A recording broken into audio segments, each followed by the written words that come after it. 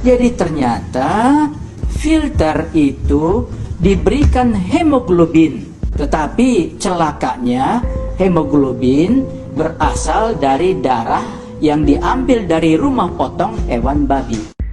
Ketua Komisi Nasional Pengendalian Tembakau atau Komnas PT, Dr. Hakim Sarimuda Pohan mengungkapkan bahwa dalam filter rokok yang banyak digunakan di Indonesia terkandung bahan yang berasal dari darah babi.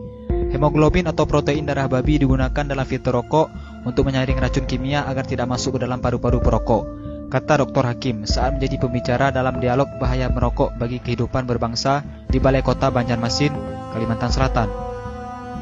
Dr. Hakim juga meyakini bahwa filter yang digunakan untuk rokok yang beredar di Indonesia merupakan filter impor yang mengandung komponen dari darah babi. Menurutnya, semua itu diketahui setelah adanya pernyataan yang diungkapkan ahli dari Australia atau Profesor Kesehatan Masyarakat dari Universitas Sydney, Simon Chapman.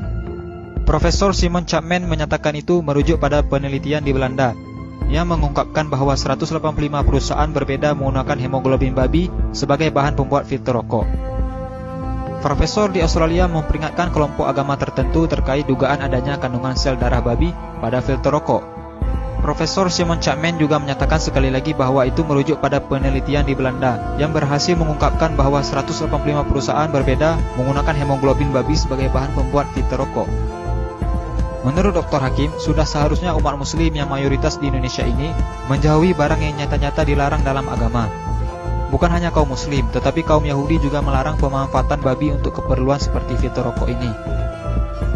Kabar penting ini harus diberitahu kepada para perokok yang alergi terhadap fatwa haram merokok.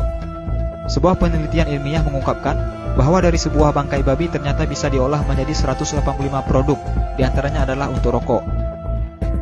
Penemuan penggunaan darah babi dalam filter rokok ditemukan peneliti di Belanda, Christine Mendersma, secara tidak sengaja.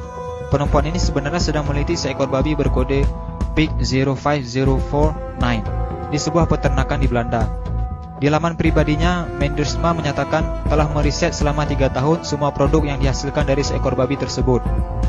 Hasil riset tersebut kemudian dibukukan, lengkap dengan grafik dan gambar produk, kemudian dipamerkan dalam sebuah pameran. Tujuannya sederhana, menunjukkan kepada orang lain bagaimana sebuah produk itu dibuat dan dibungkus dan dari mana dia berasal, sehingga orang bisa tahu. Untuk menunjukkan itu, Mendersma mendekati subjek ke satu ekor binatang yang di dalam hal ini adalah seekor babi bernama Pig 05049. Kita tidak berbicara hukum haram atau halal merokok, karena perdebatan halal atau haram merokok tidak pernah ada habisnya.